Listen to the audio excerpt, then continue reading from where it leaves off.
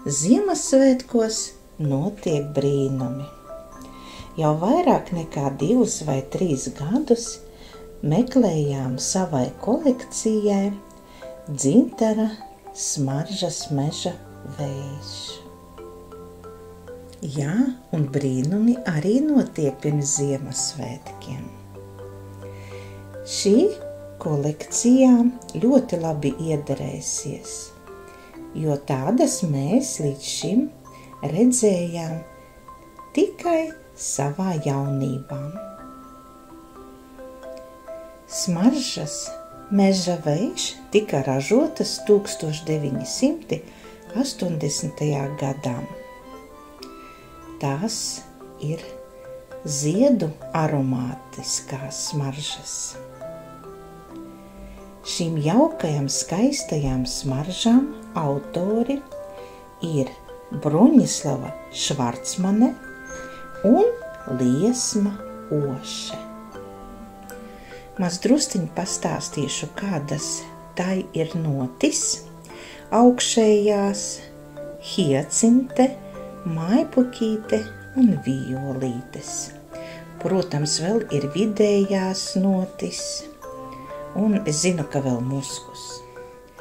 Apskatīsim pašu kārbiņu.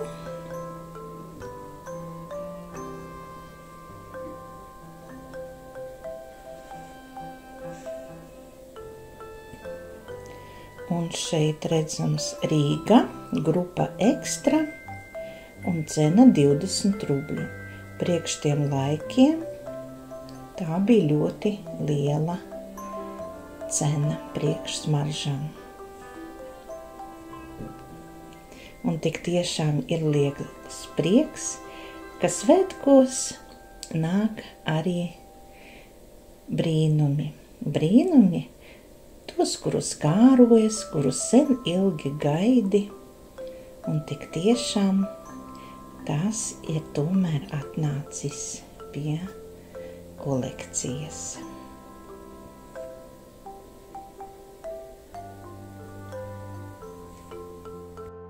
Nākamie, kas nāca šogad pie mums, ir, protams, šīs daļās figūras. Tā kā nākamais gads būs pūķa gads, arī pūķis ir atnācis. Jā, Rīgas porcelāna fabrika viņu veidoja, un lūk tāda čūska.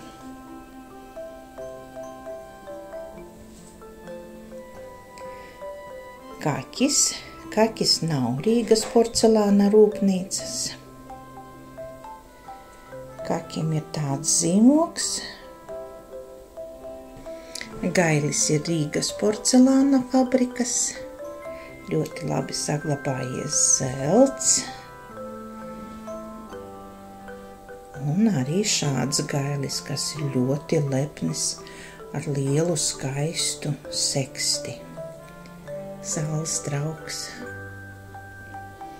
Gailis nav Rīgas porcelāna rūpnīcas, varbūt Duļevas rūpnīcas.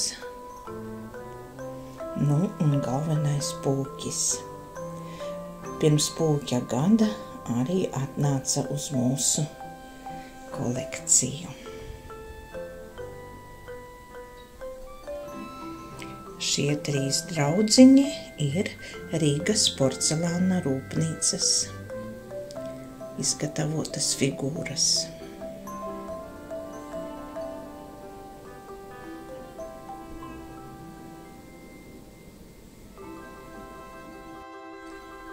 Protams, kur nu bez skaistajiem traukiem? Rīgas porcelāna rūpnīca. Servīze tete a tete. Kafijas servīze 2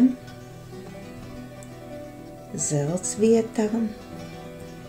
Kā vienmēr ļoti smalki balts, melns, zelts, smalks ornaments. Tā ir plānsienu kafijas servīze, un autors ir Taisija Palujkeviča.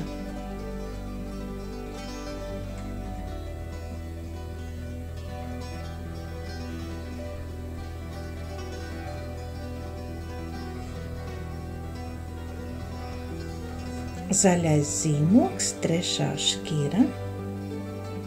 Varbūt kaut kur ir kāds melnumiņš, bet izskatās ļoti skaists un smalks darbs.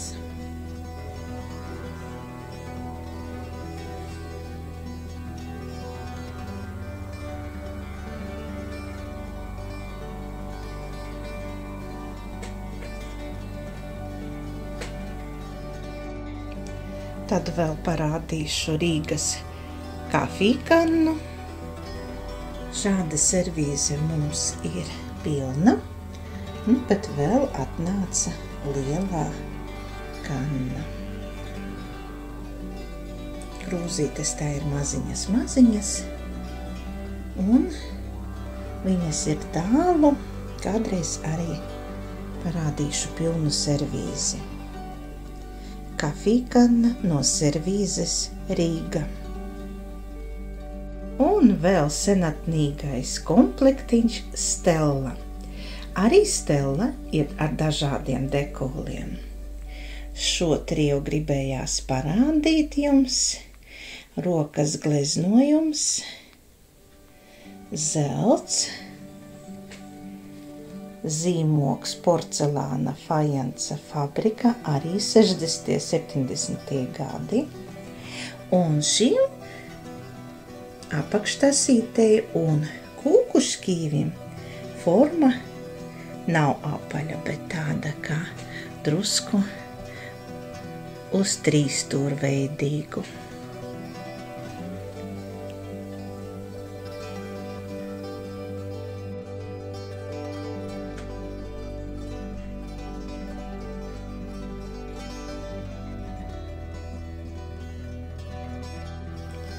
Tad, kad atnāca šī servīze, ilgi domājām, kam varētu tā piederēt. Jo tādu mēs nebijām ne redzējuši, ne arī dzirdējuši. Apskatot zīmogu, sapratām, ka tā ir porcelāna fajance fabrika Rīga, senatnīgais zīmogs.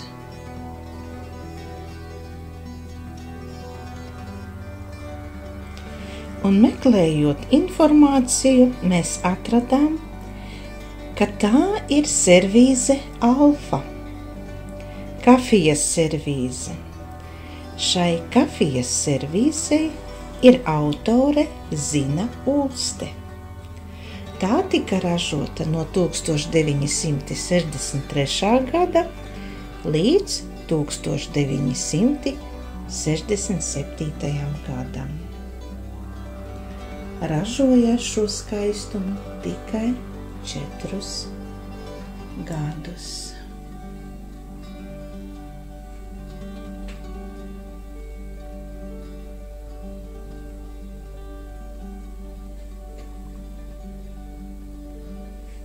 Ļoti interesanta forma. Interesanti, kāds izskatījās cukurs vai cukurtrauks, vajadzēs apskatīties mājaslapā,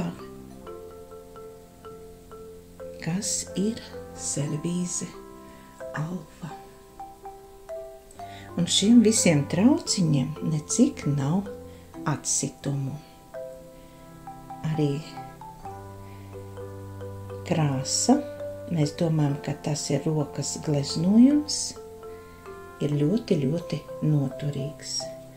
Arī zelts šeit ir, garmāliņu zelts. Interesanta forma. Šie trauciņi ir tādi vienkāršāki, bet tajos 80. gados vienmēr bija pie galda pieņemts dzert morsu. Morsa krūkas ar rozēm, viena lielāka un šī mazāka.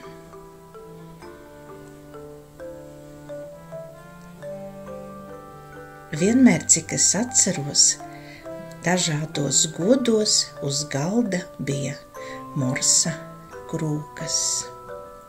Vai tagad kāds viņas lieto?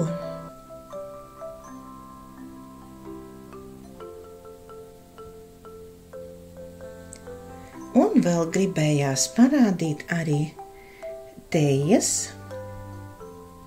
kanniņu ar tādu ļoti interesantu un retu dekolu.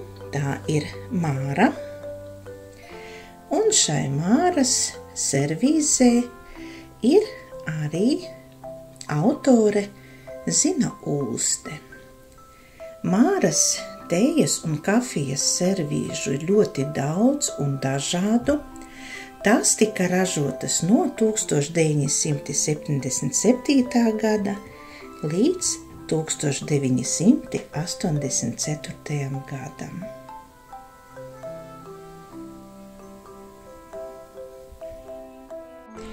Un kā ļoti lielu skaistumu nobeigumā jums gribu parādīt, protams, smalko plānsienu Siguldu. Šoreiz tā ir ļoti skaists dekols ar smalkiem, skaistiem ziediem, ar perlamutru, un šī jau servīze ir savākusies pilna, un, protams, var baudīt tēju no smalkiem traukiem.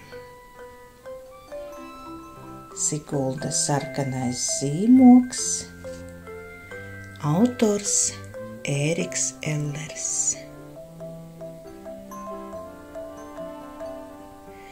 Bet tagad visiem atā, un lai skaista, mīlestības pilna 3. advente.